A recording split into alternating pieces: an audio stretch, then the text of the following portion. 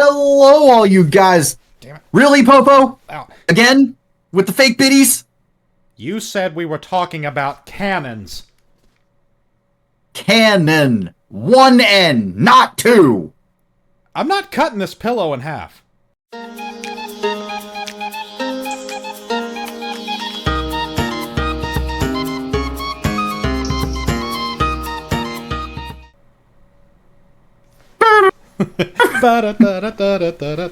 Wee! Hello, all you guys, gals, and non-binary pals who have made the climb atop the lookout. Welcome back to episode 2 of On the Lookout with Derek and Matt, aka Kami. Yes, it is. And Popo. Apparently he doesn't want to introduce himself. If I was going to do it myself, why would I need you? You know, I ask myself that same question every day. I make everybody ask themselves that question every day. This is true. But on episode 2, we're going to go ahead and still talk a little bit about nerdy news because we have some breaking nerdy news to talk about, something that came out just today. But for the most part, this is going to be a monthly episode that we do that will be On the Lookout, Talking Balls. We'll be talking about all things Dragon Ball. Today is going to be, in particular, as the intro may have given away, we're going to be talking about Dragon Ball as a franchise, the canon of it. We're going to be talking about things that are, as much as Toriyama has said, everything exists in a multiverse, so everything is canon. Things that are canonically not canon. And to that extent, ways we could maybe see them being canon. Things like, Fusion Reborn, where it could have fit in the actual franchise. Things like that. We will touch on one of y'all's favorite things, which is a death battle style so-and-so versus so-and-so. And then, of course, we will do our favorite little section being voice actors of this person, that line. Specifically, DBZ Abridged characters saying some, we'll just say out-of-pocket movie quotes. We'll go with that. My favorite. But as I said, Popo, not sure if you saw this, but we have some breaking nerd news, and it's prevalent to you as you played God of War on your Twitch channel mid last year. Yes, we have Yes, our Kratos. Yes, the bald Batty Bezos and his multimedia moguls over at Prime streaming services, Prime Video specifically, they have cast their Kratos for the Prime God of War series, and it is none other than Sons of Anarchy star Ryan Hurst, which, little bit of irony there, Ryan was the voice of Thor in Ragnarok, so there is we're taking a step from one god to another. So yeah, that's a little interesting, but give me 1 second. You can either pause or edit this out in the future, obviously. Oh, actually, I was going to talk about, y'all might notice that I have a bit of a different backdrop today. I'm waiting for some equipment to come in so that I can optimize everything, but I have decided to prioritize the way I sound over the way I look, at least for now. So, for today, I'm using As I said, I'll be back momentarily. Yeah, I'm using the webcam on my laptop instead of the 4K one that I normally use that has me looking oh so nice. But I'm actually getting to use my recording mic. You can see a little bit of the boom wall here. Boom wall. Isolation wall. What am I saying? I only work with it every day. But I've got to say, I do kind of like the effect that the lighting has on this camera, as now Gengar's casting a rather sexy shade of purple behind me. Oh, I'm gonna throw it. And my little front light here set to yellow. I wonder. Too purple. Too blue. I'm white enough without it. Ah, Blue Popo was canon. Too red. Now I really look like I'm going to throw up. Too blue. No, yellow it is. Hey, for a second there, we had Blue Popo again. We did. I don't miss him. R.I.P. Azul. Yeah. And Rojo. Rojo. And Verde. Verde. Morado. They're all gone. We almost made a merch line of those. We almost did. I've stopped making merch altogether. Nobody was buying it. Well, for our lovely listeners here, yeah, you guys can... We're not currently making it, but as we put out more and more episodes, if our viewership ticks up, then maybe we'll make some on the lookout merch. Maybe. We have to be careful because as I think a friendly reminder here in episode 2 might be due. We are not affiliated with Toei Animation or Team 4-Star in any way, shape, or form, much as Matt does have their logo emblazoned in his flesh for all of eternity. We are not.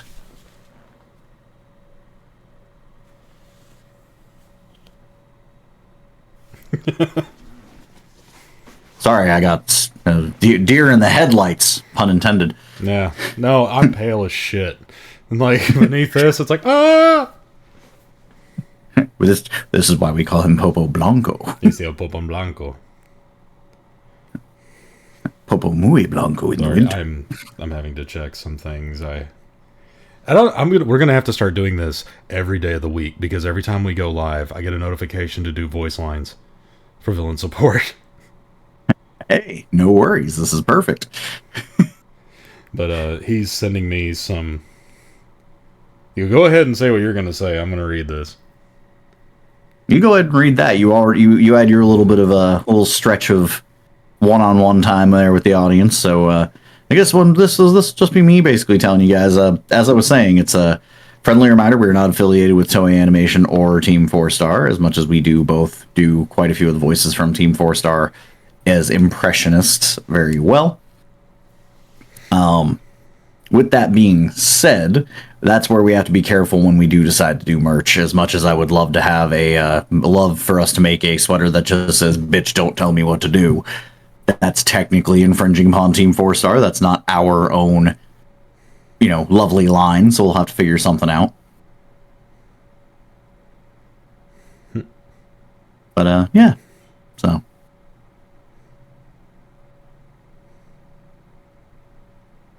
What he's reading, dear viewers and listeners, as he said, voice lines for villain support.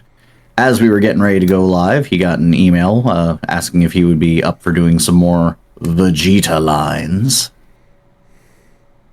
Now, are they asking for Sabbath Vegeta, or are they asking for... They didn't say. I'm sure they'll lovely. leave it up to if it's Vegeta being Vegeta. So you'll give them 2 takes. Yeah, more than likely. But if it's Vegeta being Vegeta, they want Sabbath. If it's Vegeta in a stupid situation, they more than likely want Lanny. Yeah, of course. Oh, God. I forget, did you end up doing Darth Pooh Bear? I haven't gotten the lines for that yet. Okay, so that's still on the table as well. The Alucard lines, what I just found out. I recorded myself recording those lines, but I am not allowed to post them until the video comes out, which might be a little while, because it's being animated. Ah, very cool. Very cool indeed. But let's just say, for you and anyone who sees this, the lines are very much involving... Let's see if I can get it to, darken. I can't see anything, I'm blinded.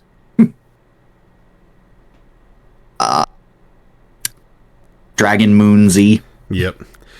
A little switch up with replacement outfits.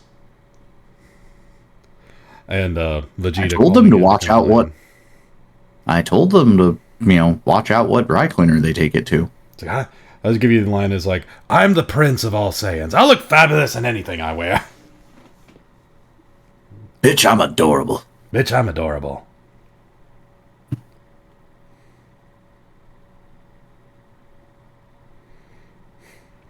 Okay, saying this, and this is going to be a point that you're going to have to edit. There's going to be some editing you're going to have to do on this. I like it raw. one. We've definitely got some dead air. If we're to go off the comments that I've been getting lately, so do a lot of my followers. A lot. Oh god, Popo's frozen. Am I frozen? You were for a second there. You're back now. Didn't register on my end, but you were saying if going off the comments. If going off the comments that I've been getting on my recent videos, my followers like it raw too. So I got a comment from. Oh, no. It keeps. Well, they can like it raw all they want, but I got a comment from Mama Munchie saying that she knows I'm married and she respects my wife, but I'm making it difficult for her. I did see that. That was on the video where you ripped your McLean's shirt in half. Mm-hmm.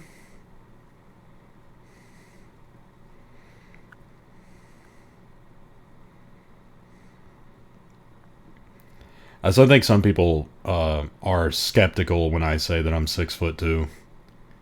And it's taken a handful of people that have actually met me going, no, he is. Like, to be fair, I thought you were 6'3", but yeah, everyone says I'm like 6'3" or 6'4", and I'm like, stop giving me inches. Giggity. At least look at me daring. 7-foot frame, rats along his back. That's what I said to Fox all the time. He's like, you're like 6'4" or 6'5". I was like, stop giving me inches, Fox, and look at me daring. No, he doesn't look at you or talk to you, God. Yeah. He just does that one scene from Goldmember. Oh Faja, can you hear me? He's got a beautiful singing voice. But, oh man, my Vinky was the key. Getting back on track. There was never a train. No, there wasn't. We're two trains don't reach the lookout. We're 2 mice on a Lego set, for fuck's sake. Like they didn't even lay the tracks out yet. We're raw dogging the carpet. Title of your sex tape? How do you know that? No, in all seriousness, again, this is a part you're going to have to edit out because I'm talking about editing. Never. No, we need to edit. We need to cut out some of the. You know what it's going to be?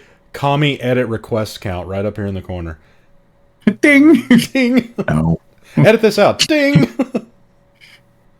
No, legitimately, for this being our second episode, there's things we're going to be learning, and one of the things that we're going to need to do some editing. The problem is this week, the editing might have to wait because I have field trips clean on through Saturday. Oh, homie, I'm going to be in freaking Tacoma all weekend for legislative conference. Because I did ask, I remember you saying we're not playing next week, like we don't have a group thing next week, or this week. Yeah, this Friday. Yeah, this Friday, because one of my coworkers is trying to get me into Helldivers too. So Super Earth, democracy. The whole time I'm playing, I was like, taste the freedom, Bugman. I've got balls of steel. Oh God, Duke Nukem's a space marine. Steel. You just gotta talk like this the whole time. That's a lot of words, king, baby. That's a lot of words. Too bad I'm not reading them. That's a lot of words. Too bad I'm not reading them. There was an explosion at the cheese factory. I want to pitch an idea. All that was left was debris.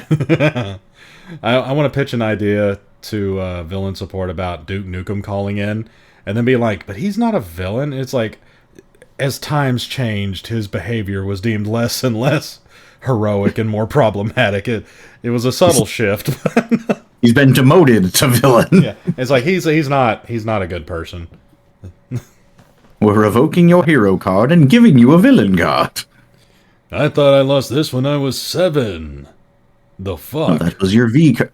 That was your V card. Other V card, dude. Other V card. And it's statements like that have earned you this V card. But I remember I sent you this over the weekend. I was like, can we talk about this during the stream? or during the podcast, and it was, what if Roshi just used the Mafuba more? Yes, yes. As I said, let's go ahead and talk in this episode of Talking Balls. So yeah, we'll go ahead and we'll start with that actually, because that is it's a legitimate plot hole to some degree. They do kind of answer it because of the fact that it's stated how much life force it takes to use the Mafubang. Yes. But for those of you that don't know, for those of you that strictly listen to the dub, which no hate here, we're all for dub and sub around these parts. Whatever, however you're consuming more anime, that's the important thing. If you're into dub, if you're into sub, hell, if you dom or you switch, we're here for you. Popo, Yes. I think you got your scripts mixed up. Oh, shit. Sorry, that was for the Lookout After Hours. Don't we always record these after hours? I'm sorry, I mean, this is the one I record after you leave. Don't you always record? Wait a second. But all seriousness, they did technically cover this because if you think about it, so the Mafuba, as we've called it, that is the evil containment wave. For those of you that only listen to the dubs, it is kind of a Deus Ex Machina move, if you will. Oh, big bad evil guy. Well, this thing could contain said big bad evil guy. Of course, the irony being that in Dragon Ball, it's I believe a rice cooker is what they get contained inside of. It's a rice cooker. And Roshi actually uses little ceramic jars in the tournament because he could fit them in his pocket. Yep. Really, any lidded, cookware or vessel would work. But the issue with this is that it does take up life force. And as much as they have tried to establish that Roshi is kind of immortal, I'll let you touch on that. On the fact that he's not, in fact, immortal. He just continues to elongate his life. Yeah. How does he do that, Mr. Popo? The Paradise Herb. Which we don't really see. There's a lot of speculation that goes into what makes Roshi immortal. Some say he found the Fountain of Youth. Some say that, he sold his soul. And it ultimately boils down to the man eats his greens. These greens just happen to come from an island that... induce your fears, and if you conquer those fears, a plant grows that grants you increased vitality, and the reason he has lived so long is because he frequently partakes in these herbs. What can I say? I like the good. That's the original OG Roshi right there. That's that good shit. Indeed. But yeah, so he just... The same OG Roshi that made two young boys run around in lingerie. Yeah, we don't talk about that. I talk about that, but we don't. Didn't Roshi get his villain card recently? Roshi has had a villain card. Like he has been the secret villain to all of Dragon Ball since its inception. He blew up a man's house. True. Granted, this man also decided to live on top of a flaming mountain, but hey, And then that man sold his tween-age daughter into a child, being a child bride. Betrothal to a dirty little hobo monkey boy that they just met that did him one favor. Which is also, if I remember correctly, where we first saw Goku steal a move. Mm-hmm. After watching it once, he completely appropriated the Kamehameha. I don't think Goku is capable of making his own moves. I don't... Oh, wait.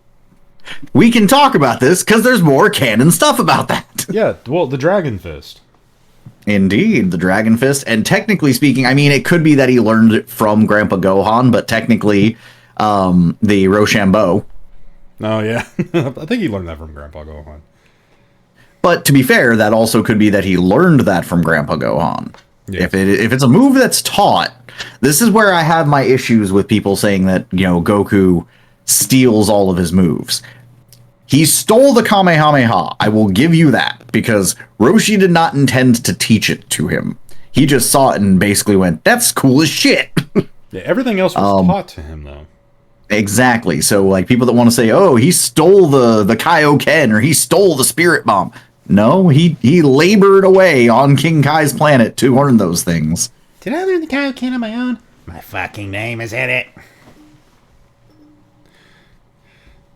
Yeah, he's trying that cultural appropriation with gaslighting. Did I do this on my own? No.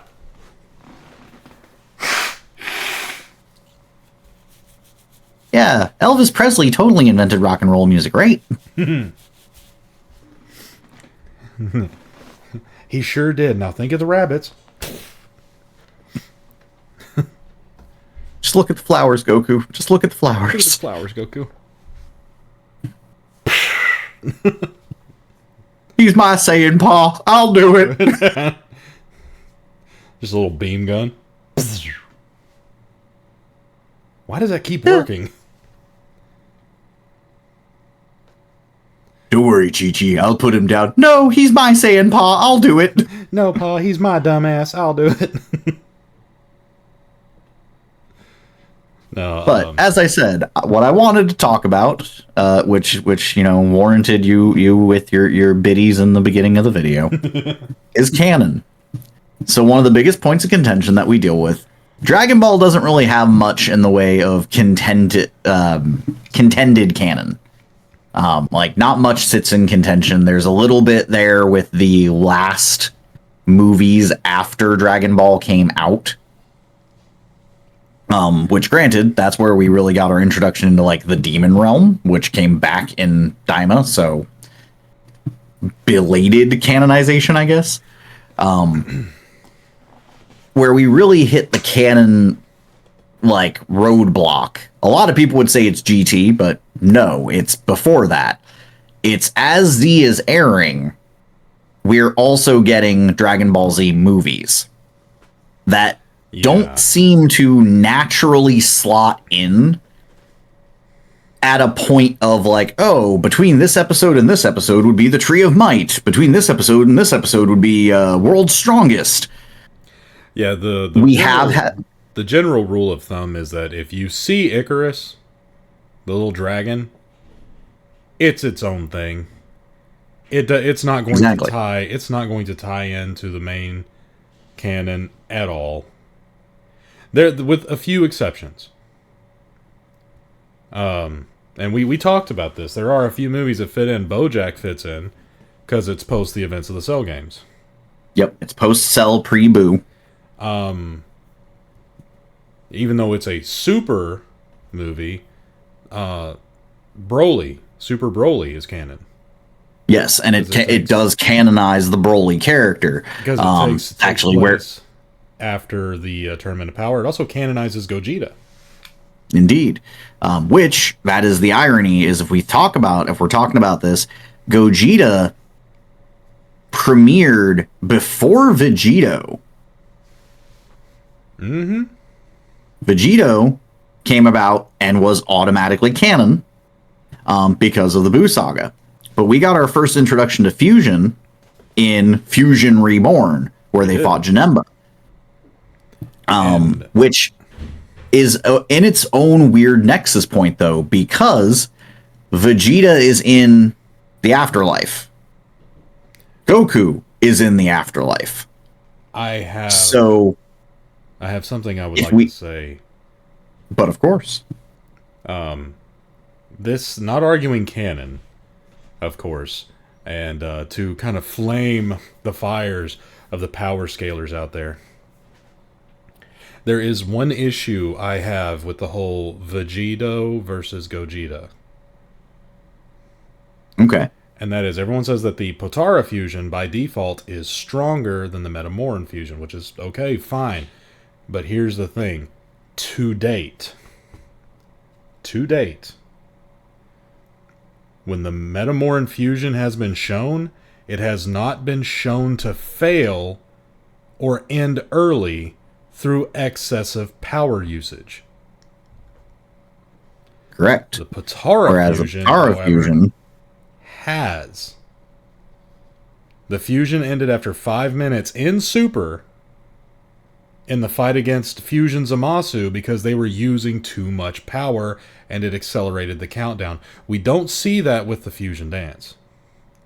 correct. And if we really want to like get into brass tacks about this, it from a writing standpoint, as a writer, it makes sense because if you think about the Metamoran fusion, it requires more diligence. You have to do the dance correctly. The fusion, the two fusion components need to be close in size. They have to be nearly identical in power level.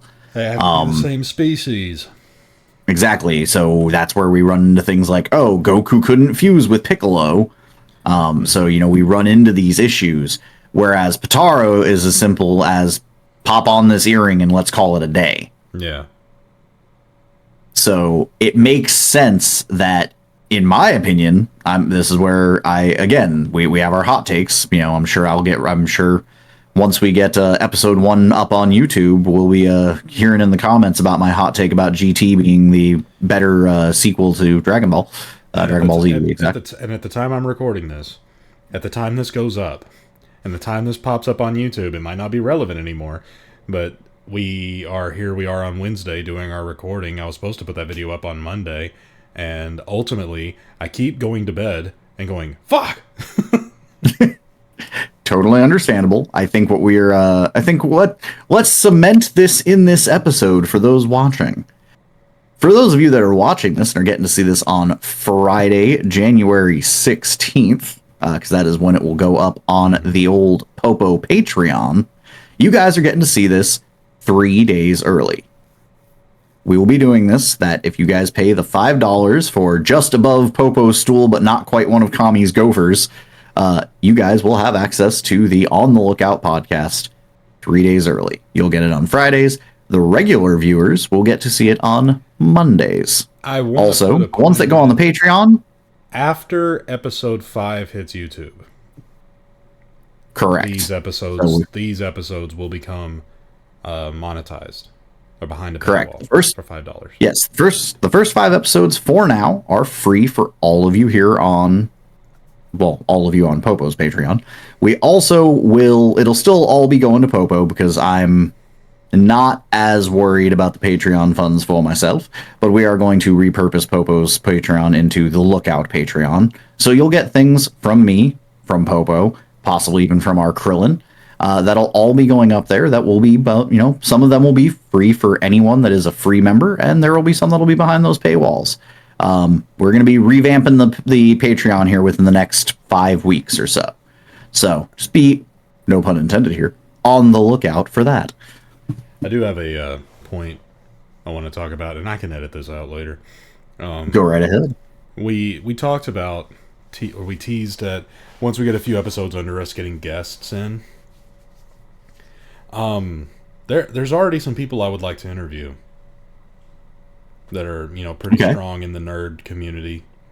I would see if Jane would be up for an interview. Of course, she is ancillary one of the Lookout family. I mean, anytime we want to do something that's going to be live action, she's going to be one of the people we reach out to. So yeah, I also want to get Voice of a Dying Giant in to talk to. I would love to get Voice of a Dying Giant. I also would, I think one of my biggest things I really want is your general employer. I'd like to get Villain Support in here to... Yeah. In particular, we can get them in on a Talkin' Balls episode, and we can talk specifically about the villains of Dragon Ball Z. I might be able to get, see if I can get Scotty in here. I would very much like to do that for a one of our mental health month streams. I think we can definitely do that. But yeah, as you said, you might edit this out. If you choose not to, this is the button I'll put on that. For those of you that are watching, in the comments, let us know who you'd like to see show up on the lookout, and we'll be on the lookout for them. We'll see if we can get them up here to talk about whatever we're talking about that week. Bonus points if they're a voice actor and can, jump in on some of our regular areas, get them to do some crazy voices.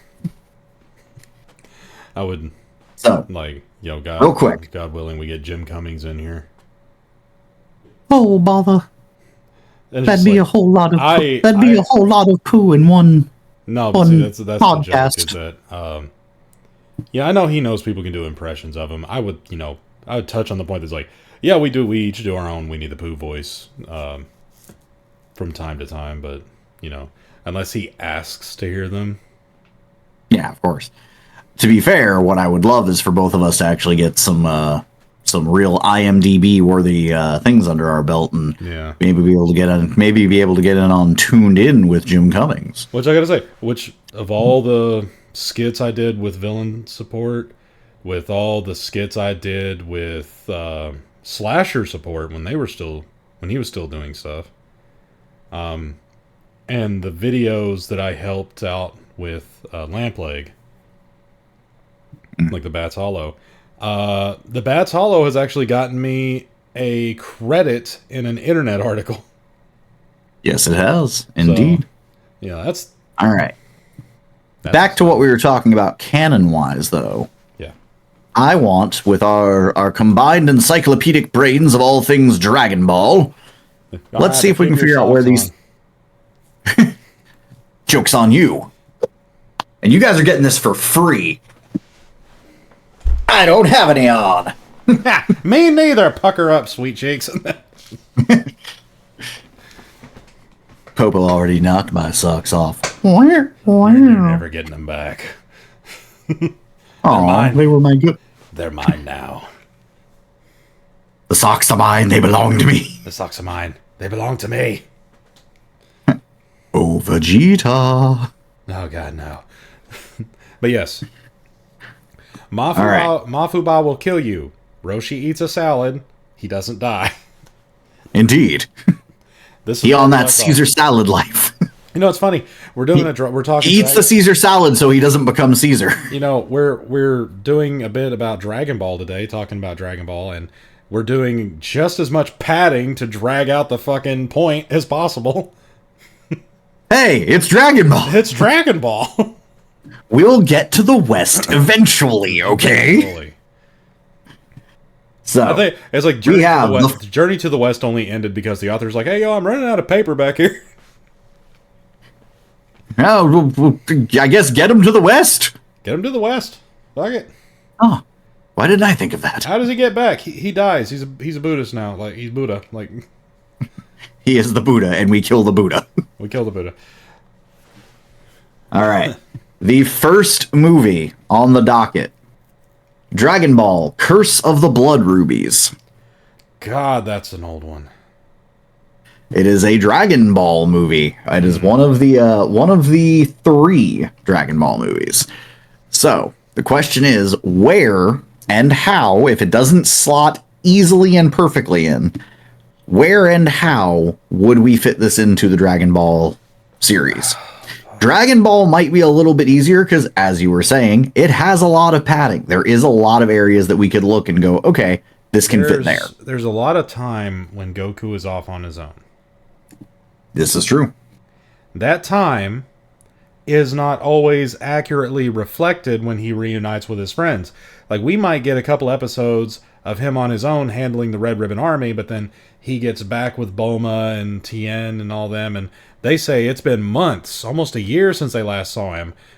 But there was like points in time where he wasn't like correct. And that is where I feel things like the Curse of the Blood Rubies fits in, specifically for Curse of the Blood Rubies during that time when he is taking care of the Red Ribbon Army. And I think that is where it slots in perfectly. Yeah, with the Dragon Ball movies, I would almost always have to go with during the points in time in between the markers of Goku's journey. When there's time unaccounted for is when these events took place. Dragon Ball Z does a goddamn good job of like putting a pin in that. Like all of their time is counted for, even if it's off screen. Correct, because they give us at least exposition.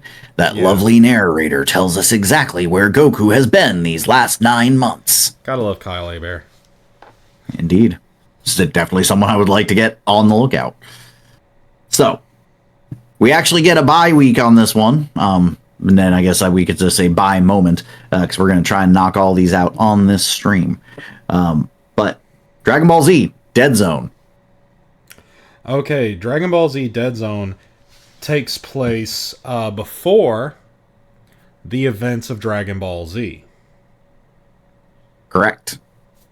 So Dragon Ball Z Dead Zone takes place just before Raditz actually arrives on Earth. Yeah. That is the common misconception, is that Raditz was the first encounter that Gohan had with a villain, with evil, with needing to be a warrior. It was actually Garlic Jr., and they canonized Garlic Jr. in Simple Exposition by Kyle when Gohan goes Super Saiyan 2 in the Cell Saga. So Dead Zone is actually one of the 2 films that are in fact canonized. Then we get The World's Strongest. Okay. Hear me out. I'm listening. It can't work. Okay, what's your reason? Okay. For real though, there is a moment in the reason I say that it can't work is because immediately after Raditz, Goku is dead. Correct.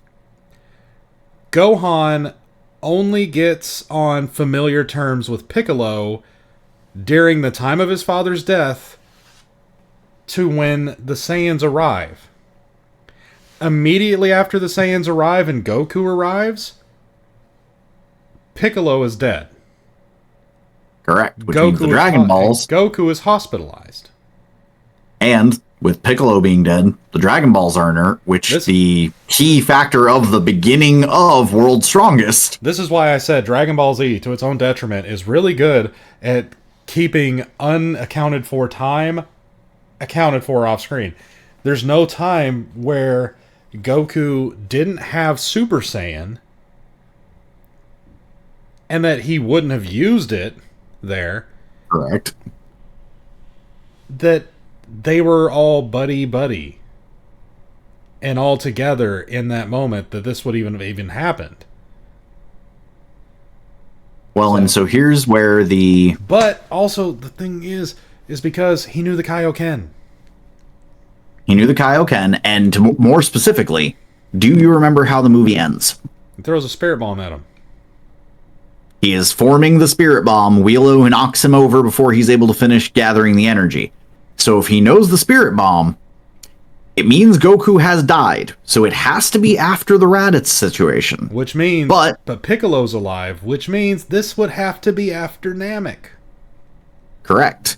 And if it's after Namek, first of all, we've accounted for all of Goku's time before he arrives back to Earth, because he was off learning instant transmission and learning the fusion dance. We get all of this exposition. Technically, we don't get the exposition of him learning from the Metamorans, but it's to be assumed with the Buu Saga because he somehow knows the Metamoran fusion dance. Well, we assume that he wound up on Metamor, learned the dance. He learned it in the other world. Okay, I forgot about that. I did forget he learned that. I think he specifically says he learned about that in the other world. So we have that then. So we know that he is on Yardrat and he learns the instant transmission. We know that that's where he's at after Namek. So it can't be that, he came back from Namek and then the events of World's Strongest happened. For whatever reason, he didn't go Super Saiyan, only went Kaioken. He didn't use instant transmission. Exactly. And he struggled with it. Sadly, World's Strongest is one that has to exist in the alternate canon. It has to exist in an alternate universe where the events of the Saiyan saga essentially didn't happen. Now, for a few of these, you're going to be surprised with my answer. Because I'm sure I will. And I will touch on why in a bit. So, do you remember what the next movie is? Is Lord Slug next? Nope, we went from the world's strongest, sticking with the trend of strength, we went to the Tree of Might. Ah, yes. This one also cannot work. Correct. It can't. Which is tragic because we got in a way, take on Turles in Super with Goku Black. We got our evil Goku. I'm gonna say in this Super right now. The Dragon Ball movies, a lot of them, are what happens when Frieza travels back in time and shoots a butterfly. Like, correct. These movies, they make no sense. Canonically. They're fun on their own.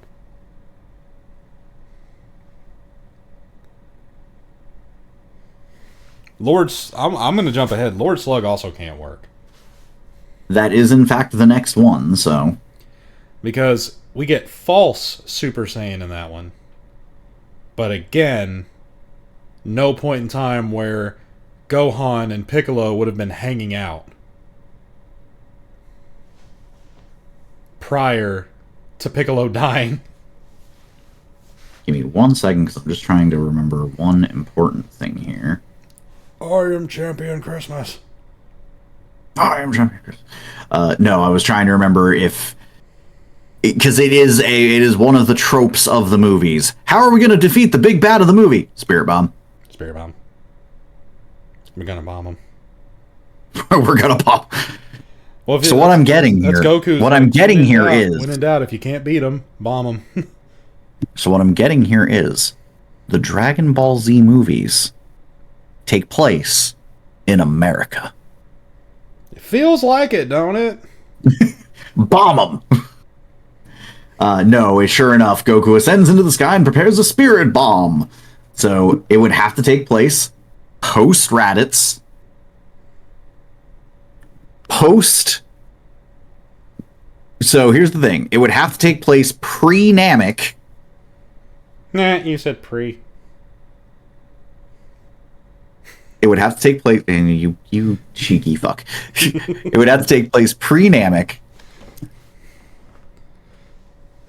Post Saiyan Saga, and the problem with that is we have a very small window that technically is pre-Namek, post Saiyan Saga, and we see everything unfold on screen. Right. And again, we see Popo bring them to Kami's spaceship. Yeah. And again, right. With everyone that's present for this movie, Goku struggles a little too much. Now, the irony is, doesn't use where we could, well, and where we could fix this, because I did say one of the things I wanted to possibly touch on is, okay, well, how would we fit these into canon? It is very ironic, but removal of one character would actually fix a majority of these, and it sucks. I'll say it sucks because he's my favorite. Yes, it's our favorite green boy, our favorite black-coated green man, Piccolo. If Piccolo did not exist in these movies, but again, they could slot in canonically. Maybe. Because again, so I would say knows. I would say Lord Slug could, and actually would be a valid one to slot in if we didn't have Piccolo in it, because it introduces the concept of Super Saiyan because of false Super Saiyan. Right. I do have to interject a little bit on the Lord Slug part because he does throw a spirit bomb at him. Well, I'm saying, so if we got rid of Piccolo from the movie, it could take place pre-Saiyan or pre-Namek, post-Saiyan in a moment that isn't accounted for on screen. Now, the difference is, though, Goku is still healing when they leave for Namek. Yeah, he's still in a hospital bed. Exactly. So it would have to be fair, for Lord Slug, we'd have to get rid of Piccolo, Gohan, and Krillin. Yeah. Because it could be while they're traveling to Namek, oh, Goku healed up and was able to get out of his hospital bed, and for some reason a Super Namekian attacked Earth. We can tie it in even better. if we change the Spirit Bomb, because I don't think he uses the Kaioken in Lord Slug. No, he only accesses false Super Saiyan. Yeah. We just changed the final Spirit Bomb to a Kamehameha. Yeah, honestly, Kamehameha powered by false Super Saiyan would make sense. Yeah. And just wrap that up at any point before Raditz. This is true. Have it be before Raditz. And that would further introduce, it would introduce Namekian culture before we go to Namek. Because Gohan is always dressed like a fucking Chinese prince. In all of the movies, yes. So that gives us Lord Slug. This is one that could actually slot into canon, technically. We have Cooler's Revenge. We had a whole 3 years before the androids arrived. Correct. So, Cooler's Revenge and The Return of Cooler both could slot in pre-Cell. They could. Also, Broly could slot in pre-Cell. True. A lot can happen in 3 years. Broly couldn't slot in pre-Cell because Trunks is an adolescent. Oh. Trunks is basically the Trunks that we get in Boo.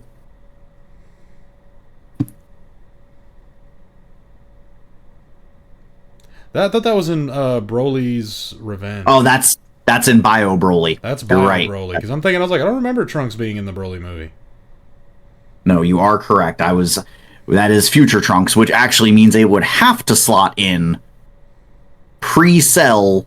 Yeah, pre-Cell. Post-Androids, technically? Post-Androids. Yeah, it has to be post-Androids, pre-Cell, because Gohan can use Super Saiyan. Correct. But he gave him a week. True. Be a hell of a fucking week dealing with the legendary Super Saiyan before fighting the perfect life form. Just saying it's possible.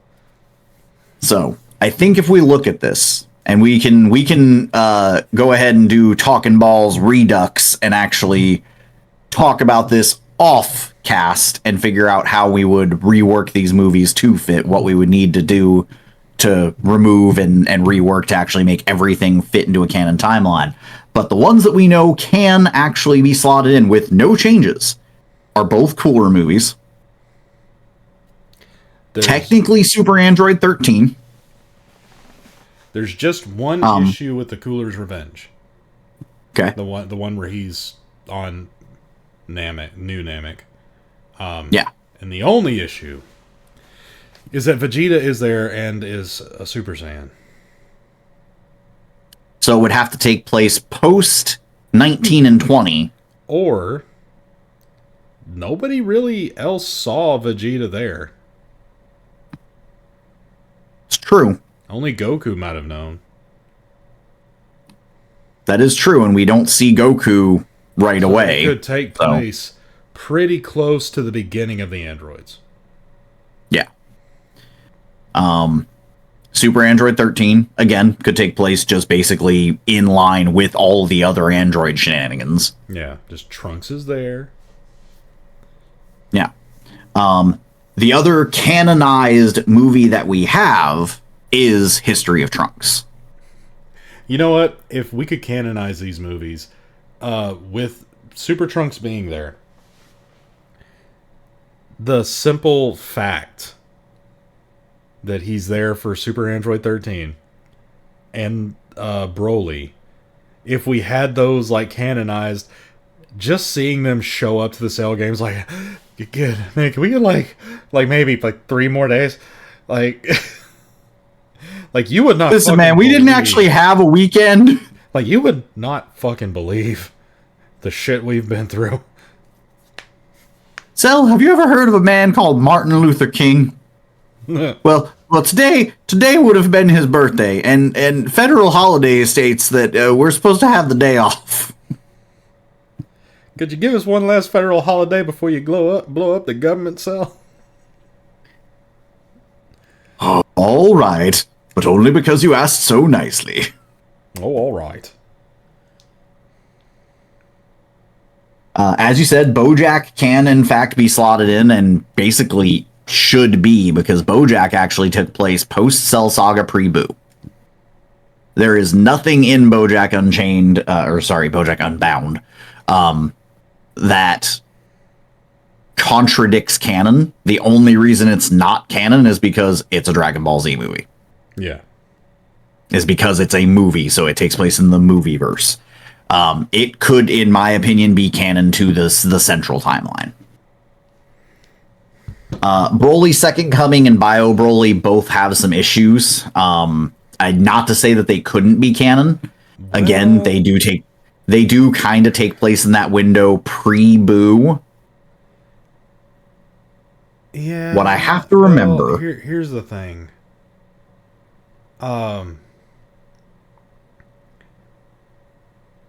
Videl is in it.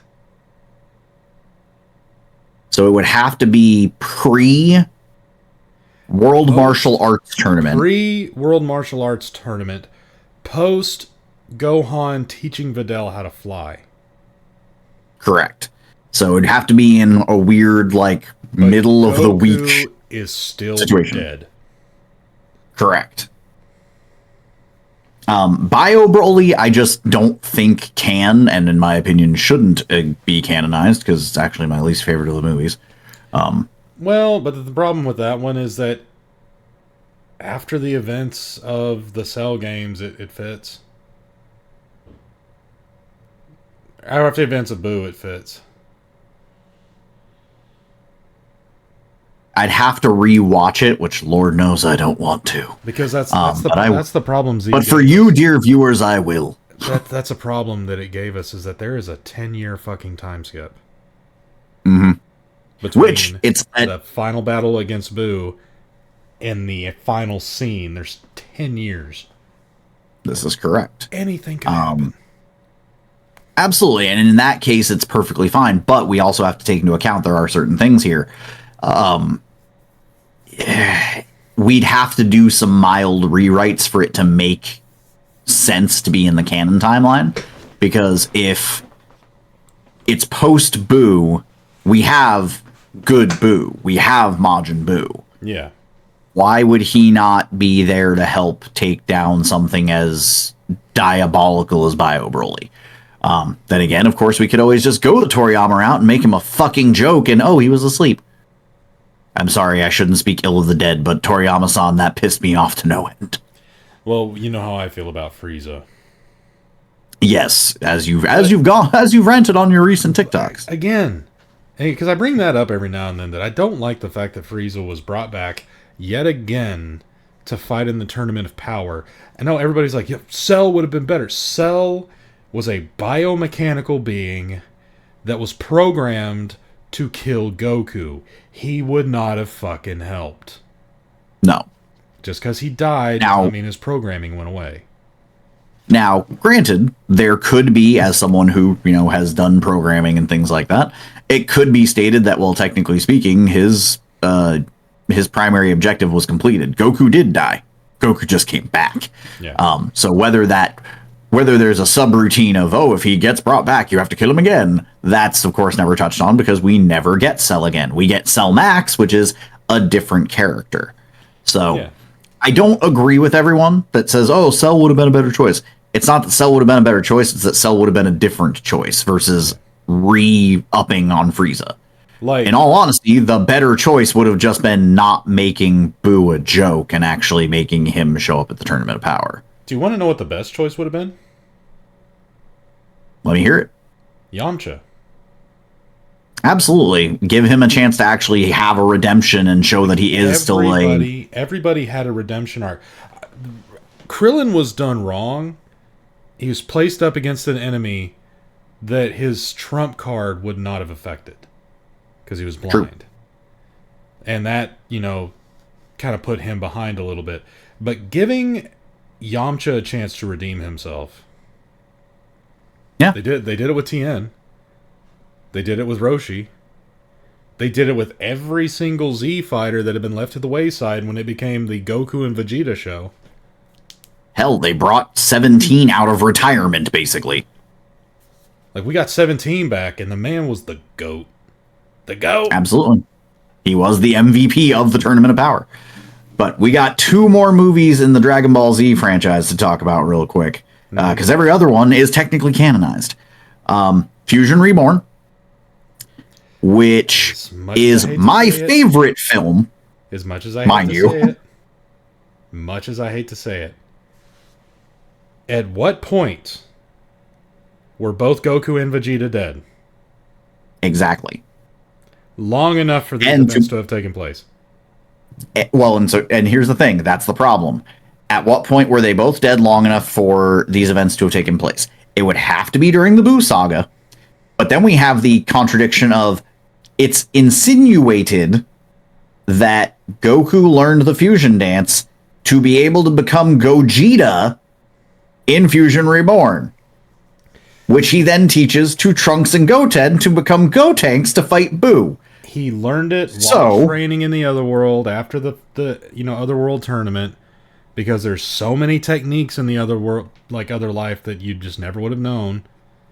Exactly. And I'm not saying that him learning, and I'm not saying that him learning it is non-canon. I'm not saying that it is technically. Not saying that. It's like he did learn it in the other world, so him using it with Vegeta is not the problem. The problem is when were Goku and Vegeta both in the other world? Because even when Goku ran out of time, he just went to the Kai's planet. Yep. I say he was not in Otherworld proper. He was in the area above Otherworld, which is the Kai planet. He was on Supreme Kai's planet. And they were never together in the same place in the afterlife. Long enough for that to have happened. Exactly.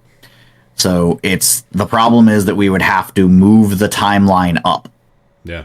And the big problem there is there is no canon death of Vegeta to pull from outside of the Buu saga.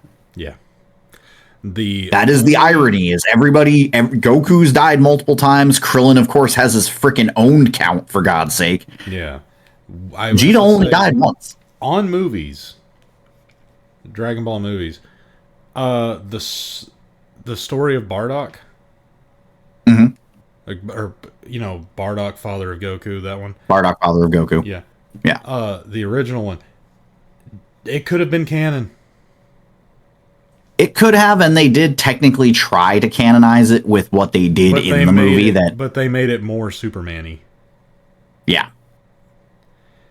But well, and then they undo the little bit of canonizing that they tried to do of the movie in the Super manga when we get to the Granola arc, because of Bardock apparently making a wish on the Cerulean Dragon Balls, and it just becomes a whole thing. So yeah.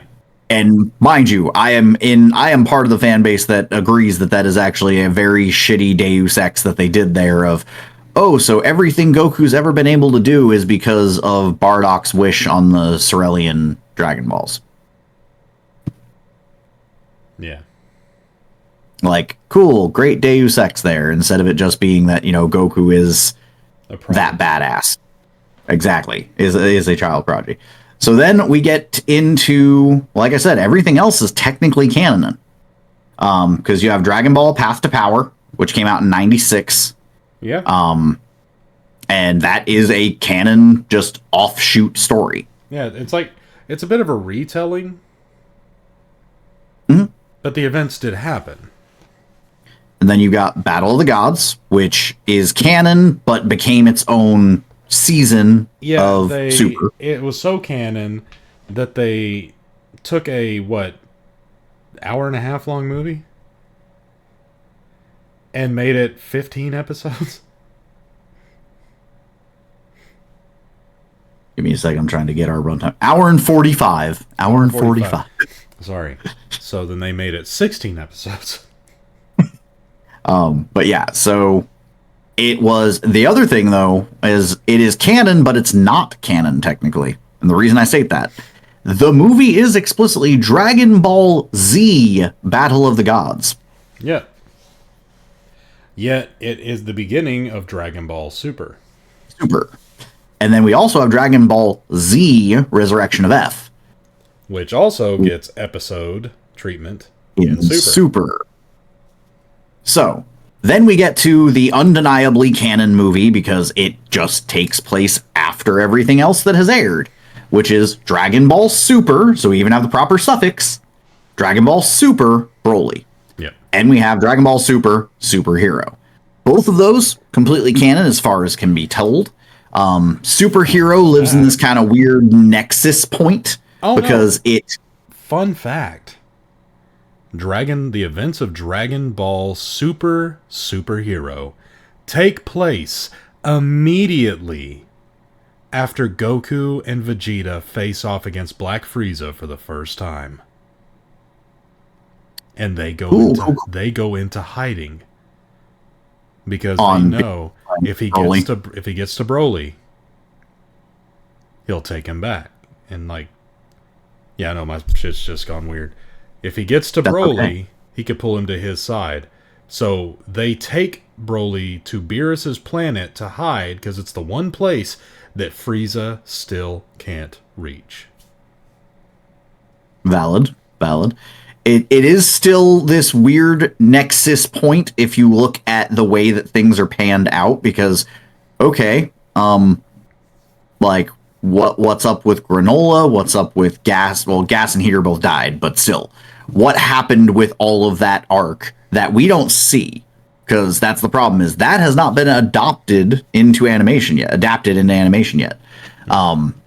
We have not gotten that animated. We've gotten the manga, which is where, as you said, Dragon Ball has reached a point where Dragon Ball is going full Goku, and it is borrowing techniques from other animes. As you pointed out in one of your TikToks, he in Super Broly, he did something that resembled a Rasengan. And if and hopefully when, because I do think we need it, if and hopefully when they adapt the Moro arc, he does a freaking Susanoo. Yeah. And with there's so much going on with the Ultra Instinct and the Ultra Ego and all that shit. Like, I don't think we've even seen Ultra Ego used. No, we have not seen Ultra Ego, and we have not seen Ultra Ego animated. We've gotten Ultra Ego colored. Yeah. They did put it into the fully saturated manga. So we have gotten that it is the full-blown purple hair, no eyebrows, like weird hybrid look of Super Saiyan 3 without the long hair. Yeah. I just realized that is, as I mentioned, Super Saiyan 3. That's one movie we didn't touch on, and sadly, I'm pretty sure falls into the category of... Oh, Wrath of the Dragon? No, it couldn't work. Exactly. Can't really exist in the canon, just because of what is used to defeat Hurdigarn. Because Goku is alive, uses Dragon Fist in Super Saiyan 3. But I do like Wrath of the Dragon because it answers the question of, where does Trunks get his sword? Although, it could technically take place after Boo. This is true, except for... time skip. And honestly, I think that's what they're kind of banking on, is that it would, because it does... It came out after Fusion Reborn, but before Path to Power. Mm-hmm. So it came out before the retelling movie. So I think that it's supposed to be this thing that just does exist in that kind of 10-year blip. And it's got to be a couple of years, like a year, maybe two at most after Boo, if that is the case, because Trunks is still very much the Trunks from the Boo saga. Yeah. He is very much still Kid Trunks.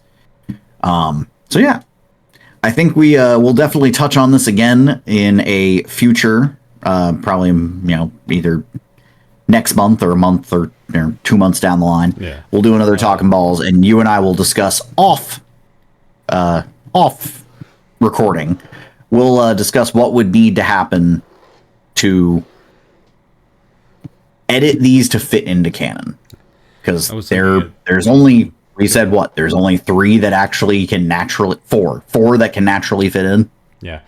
We also need to discuss it at some point. I know we didn't like it, but we should probably... I was never in the Dragon Ball universe. No. We need to discuss Daima at some point. We have to. We have to. I know we do. We don't have to do it today, because we're already pushing an hour. It's not... So here's the thing. The reason I wasn't going to touch on today is it's not one of the movies. It is its own full-blown series. The only issue with it, and we will go more in-depth on it. One, we'll go more in-depth on it because I want to do something actually, again, as part of our Patreon. I want to do a watch-along. You and I did not truly give Daima its own... Didn't give it its chance. We watched one episode and we're like, this is bullshit. Yeah, we could do, like, some episodes where we watch and we discuss. But since we were talking about canon, that's always something that's come to, a bit of contention, isn't it? Dragon Ball, by and large, has followed almost the Legend of Zelda timeline. It's canonical from Dragon Ball through Dragon Ball Z. And in Dragon Ball Z, we hit our Ocarina of Time moment, where on this side we have Daima, on this side we have Super, and on this side we have GT. This is true. Now, GT takes place at the end of Z, after the 10-year time skip, which leaves room for 1. But exactly. Then again, it doesn't. Well, I'll say, the problem is with things that developed in either, GT doesn't make sense. Because if we have Daima, if we go Z, Daima, GT, why was Super Saiyan 4 this profound new thing in GT? Why has so many events that happened in Daima now happening again in GT? Because I've said it before that Daima is just GT Redux. Indeed. To be fair, Daima is GT Toriyama edition. Yeah. Why if Daima happened, why didn't we have any Super Saiyan 3 Vegeta in GT? Yeah. If specifically, we have the point where Vegeta is taken over by Baby, and Baby is pulling out all the stops. Baby is doing whatever he can to have the strongest Vegeta mech that he can. Biggest issue. Why would Baby not activate Super Saiyan 3? Biggest issue. Goku, having learned how to fight in a child's body in Daima, gets turned into a child again in GT and can't figure it out. Isn't able to maintain his forms. Yeah. So why would that be? So that's where we can't have Daima. But flip side of that coin, Super GT. Couldn't have it either. Why don't they have any God Key in GT? Why don't we have Super Saiyan God? Now, why couldn't Goku activate Super Saiyan God? Understandable, same way you wrote everything else in. He can't access it in his child form. Yeah. But the problem is why wouldn't Baby have Vegeta go Super Saiyan Blue? We have reached a point in Super where everyone is too powerful to become what they are in GT. Exactly. Like, more than anything, reached a point where they are too strong to become what they become in GT. And this is where we run into the issue that GT basically cannot exist at this point. Super has to. And that's the problem, is that they've said, oh, well, GT can exist. It takes place after Super. The end of Dragon Ball the end of Dragon Ball Z can still exist. It just takes place after Super because it's a 10-year time jump. Yeah.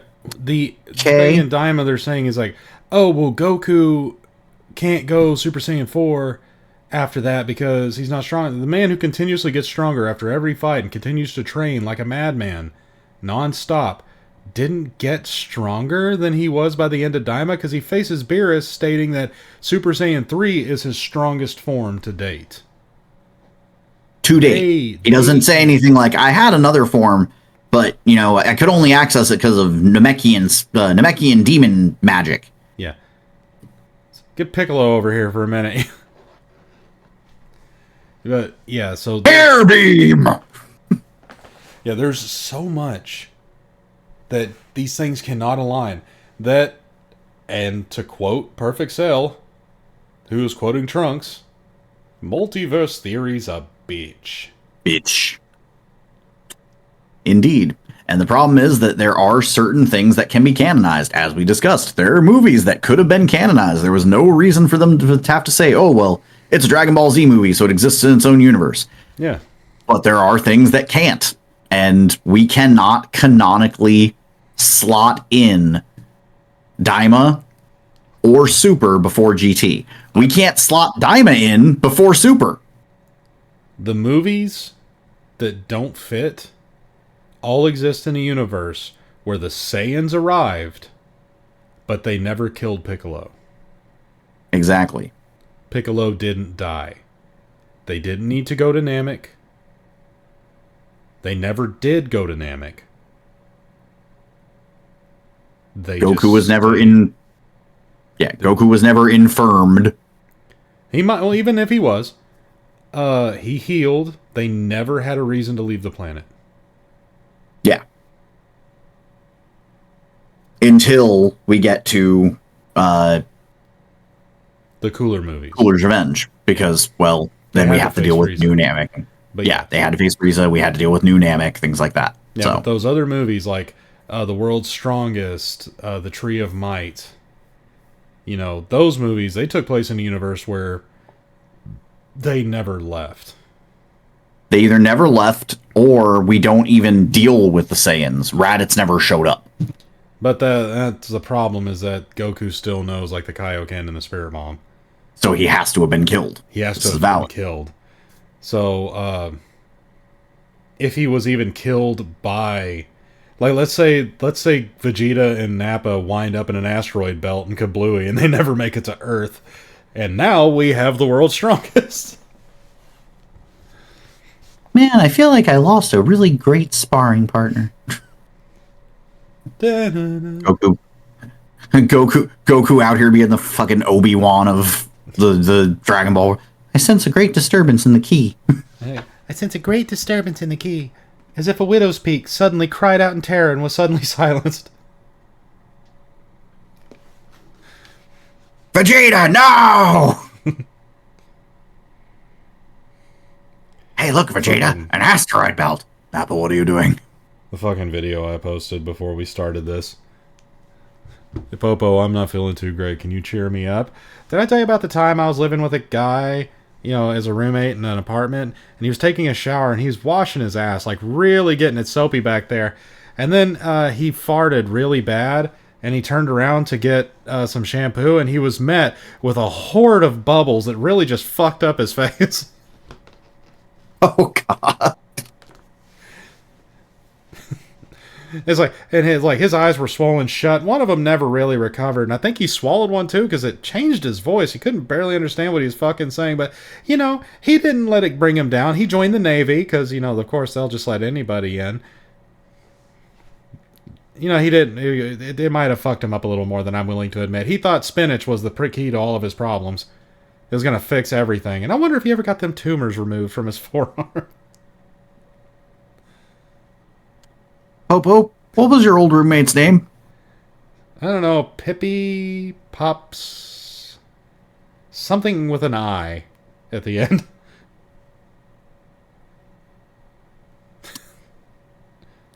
Why do I have a strange hankering for spinach? All right. Why do I have a strange hankering for olive oil?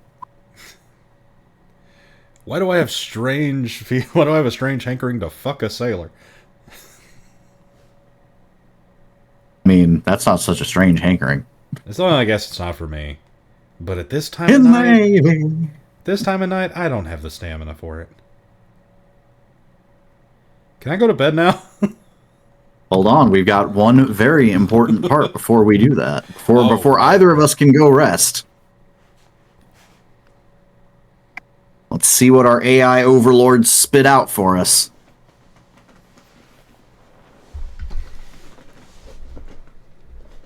Yeah.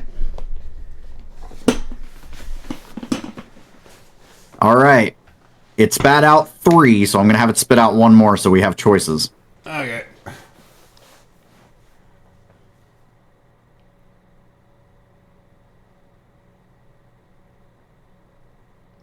You know, looking at you from this angle, the sides of the lookout almost look like they give you moose antlers. Am I a pretty moose? Gorgeous. Make all the other girl moose go. Make all the girl almost go, whah. Wah. They almost give you moose antlers. Are you saying I look like Jared Padalecki? All right, we have, and mind you, you're going to have to pull up your Google on this one. We have choice of the I Believe in America monologue from The Godfather, as done by Super Kami Guru. Of course. The Joker interrogation scene. You see, I'm not a monster. I'm just ahead of the curve. As done by Perfect Cell. Oh, well, I'm going to do that one. Or the A Few Good Men You Can't Handle the Truth, as performed by Mr. Popo. I want to do the cell one. Do the Cell one. Okay, so it's I'm Not a Monster. Yeah, the Joker, the Dark Knight, I'm not a monster, I'm just ahead of the curve. You find that, and I will go ahead and find the I Believe in America monologue, because I guess I'm going to be Super Kami Guru. Alright, let's see here.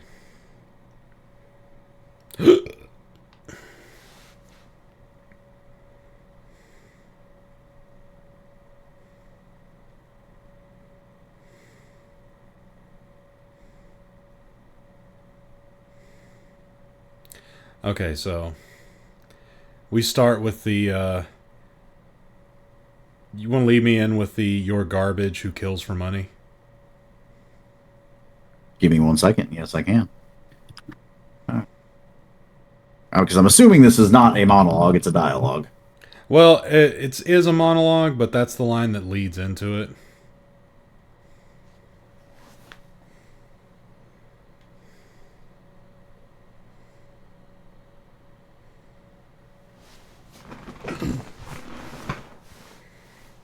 Sorry, my dear viewers. And I'm already in character. You're garbage who kills for money. Don't talk like one of them. You're not. Even if you'd like to be. To them, you're a freak. Like me. They just need you right now. But as soon as they don't, they'll cast you out. Like a leper. Their morals, their code, it's a bad joke. Dropped at the first sign of trouble. They're only as good as the world allows them to be. You'll see. And I'll show you. When the chips are down, these civilized people, they'll eat each other. You see, I'm not a monster. I'm just ahead of the curve.